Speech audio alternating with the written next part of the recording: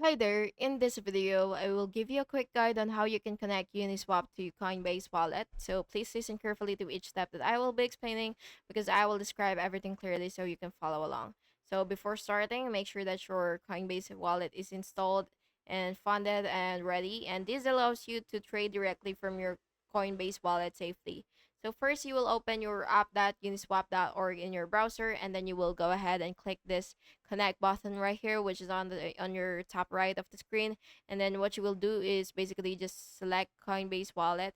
And now that you've selected it, you will have to log in with your with your Coinbase wallet credentials, and as well as your of course you can also scan the QR code if you're using your mobile phone. And if you don't have your wallet yet, make sure to create new wallet if you don't have one again. And yeah, what you will do next is approve the connection in your Coinbase wallet, and finally, your wallet will be connected and it will be ready to swap tokens and provide liquidity. And double check the wallet address, by the way, before confirming any transaction so that you will be safe.